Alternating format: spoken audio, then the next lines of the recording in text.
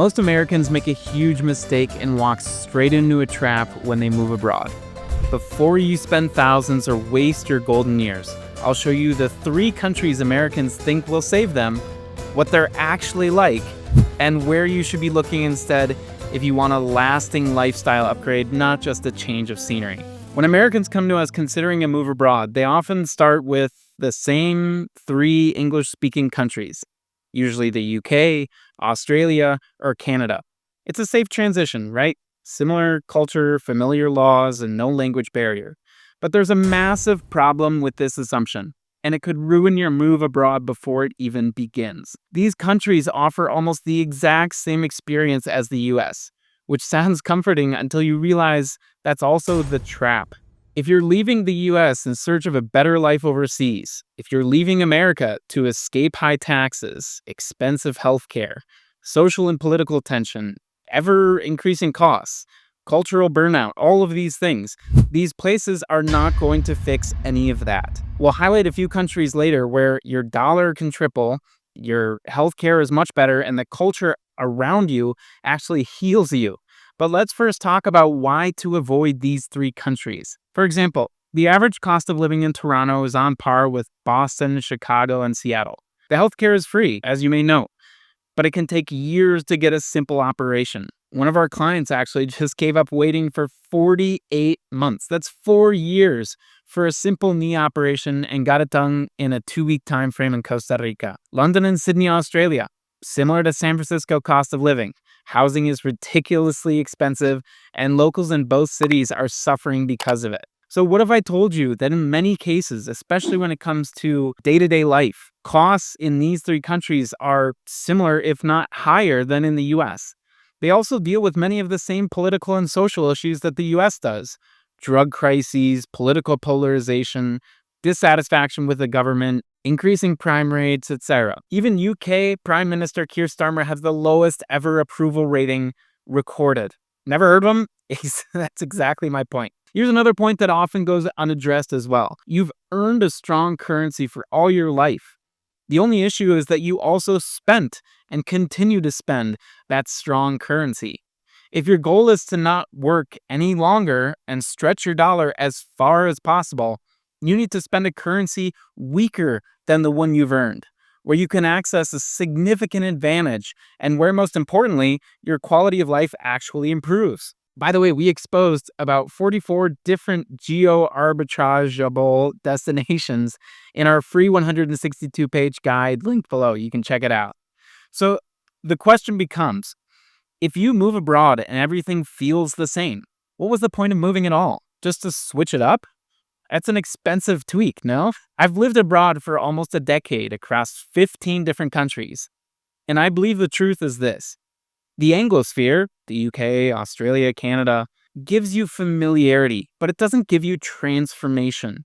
And if you're trying to not only change your life, but measurably improve it, you need a new environment. So where do you go if you actually want something different, not just different branding on the same exact problems? Countries like Mexico, Thailand, and Argentina deliver and have been delivering for decades that life upgrade that I was talking about for thousands of Americans, while the usual suspects, Canada, the UK, Australia, they fall short. Let's talk about cost of living first. In Mexico, for example, you can eat incredible food, big bonus, for a few $100 a month, rent a spacious apartment for $1,000 a month, and afford private plan world-class healthcare for $100 to $200 a month.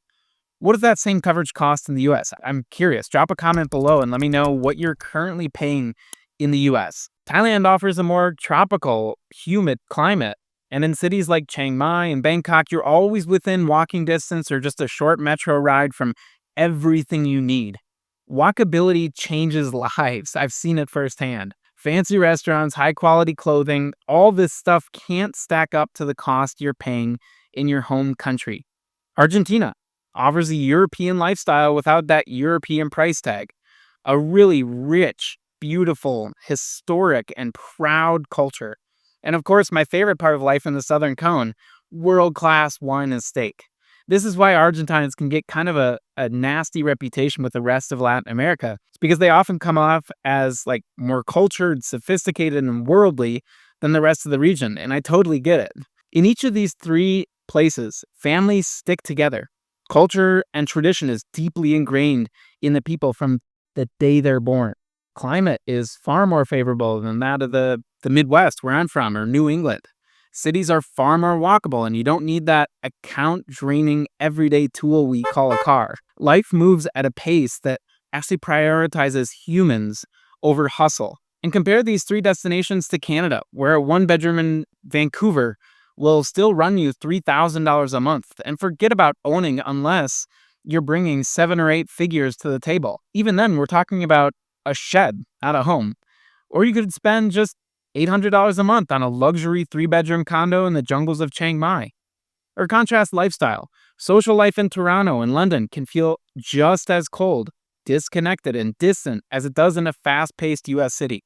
The key argument some of you will bring up in the comments is inevitably safety, right?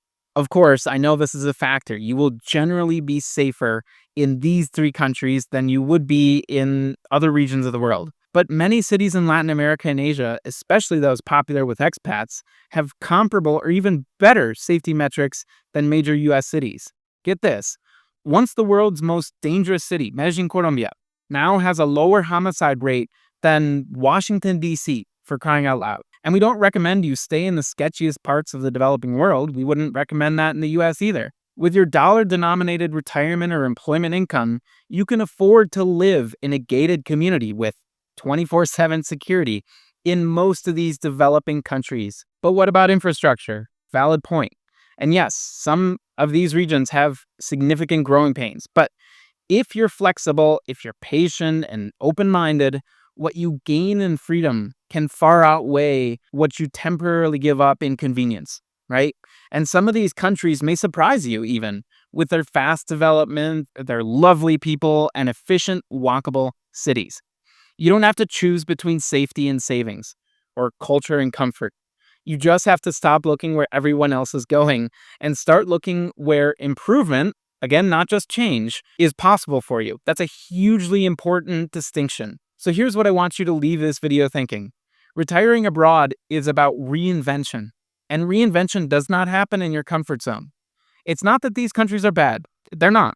It's that they're too familiar to push you into a better version of yourself. Same stress, same political issues, same spending habits, same social issues, just a different backdrop. When you move to Canada, the UK, Ireland, Australia, the Anglosphere, the systems are so similar, the taxes, the media, the social expectations, that you don't actually improve your lifestyle.